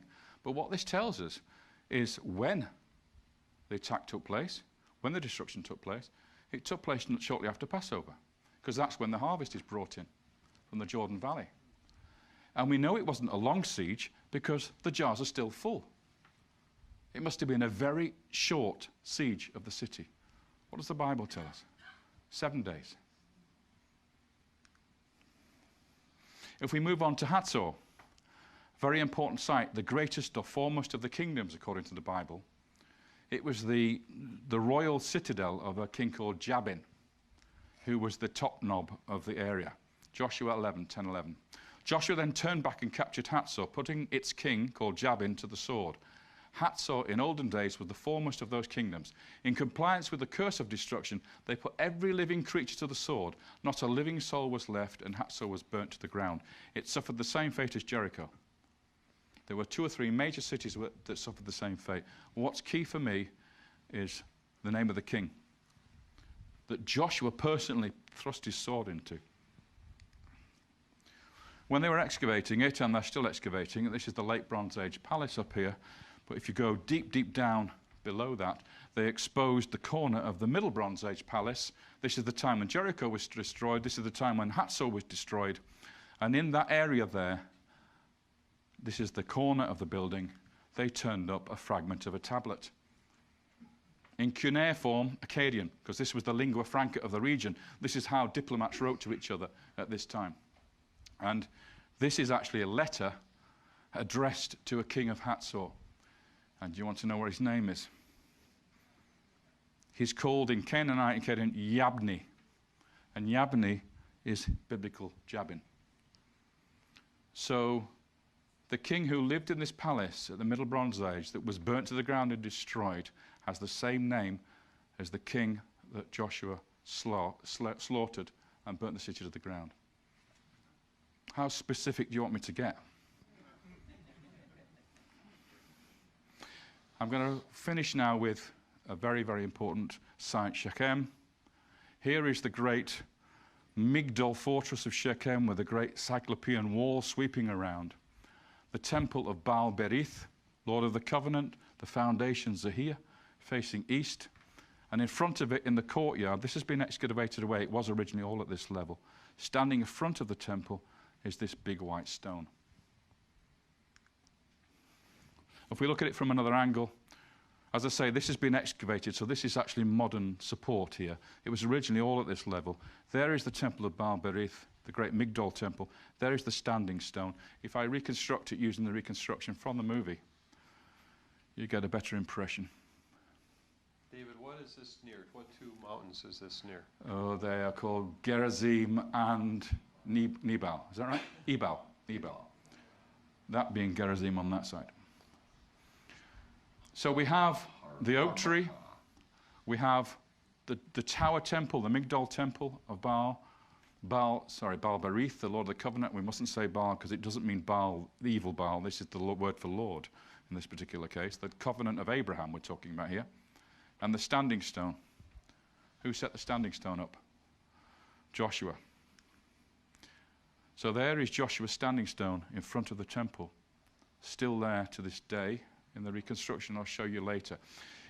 Sometime later, about 100 years later or so, there was a king of Shechem called Abimelech. And he was a pretty bad character. And he decided to attack the city and kill everybody in the city. And this is a reconstruction of the fire of destruction which burnt this temple to the ground. And this is the text from that. Judges 9:45-49. All that day Abimelech attacked the town. He stormed it and slaughtered the people inside, razed the town and sowed it with salt. On hearing this, all the leading men inside Migdol Shechem took refuge in the crypt of the temple of Baal Berith. Abimelech's men piled branches over the crypt and set it on fire over those who were inside, so that all the people in Migdol Shechem died, about 1,000 men and women. And what does archaeology show us? That this temple was destroyed by fire about 100 years later, exactly matching the story in the Bible, the book of Judges. So, this monolith here is one of the most important artifacts from the Bible. Joshua 24, 25, 28. That day, Joshua made a covenant for the people. He laid down a statute and ordinance for them at Shechem. Joshua wrote these words in the book of the law of Yahweh. He then took a large stone and set it up there under the oak tree in Yahweh's sanctuary. Joshua then dismissed the people, everyone to his own heritage. This was the renewal of the covenant, and that is the covenant stone of Joshua. If you go to Nablus today, ancient Shechem, you see that standing there, stone daubed in Intifada graffiti by the youths, and then painted over in yellow paint to cover what they've written on it. Standing there forlorn, not recognized by anybody. The Israelis don't recognize it. The archaeologists don't recognize it for what it is. It's so obvious what it is, but of course, it's 300 years too early to be Joshua's standing stone. So it can't be. Neither can that be the temple which Abimelech destroyed and burnt to the ground. So, let's look at our wall of time one more time. Now, when we didn't have any matches over here in the 19th dynasty or the 18th dynasty, suddenly we have a perfect match between the arrival of Joseph and Jacob in the Middle Kingdom towards the end of the 12th dynasty. The growth and multiplication of the city of Avaris, so it becomes one of the biggest cities in the ancient world, teeming with Semitic peoples.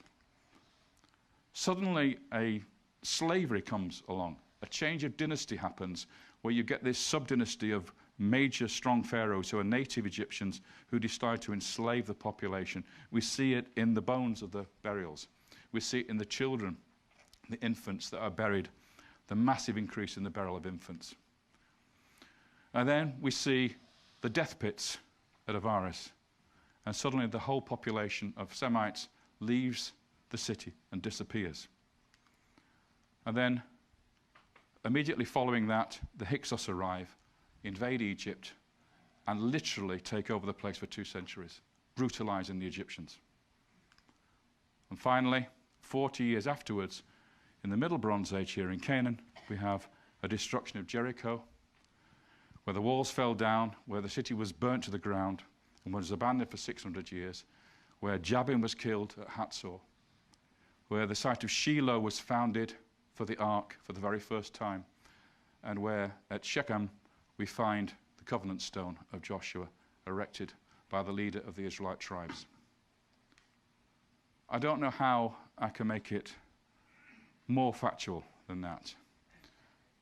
I don't see how anybody could ignore that evidence. I really don't. But that's what we have, and that's the fight we've got to fight, because the evidence is there. It's now a case of persuading everybody to look seriously at this model, because it gives us the answers we've been looking for. Thank you.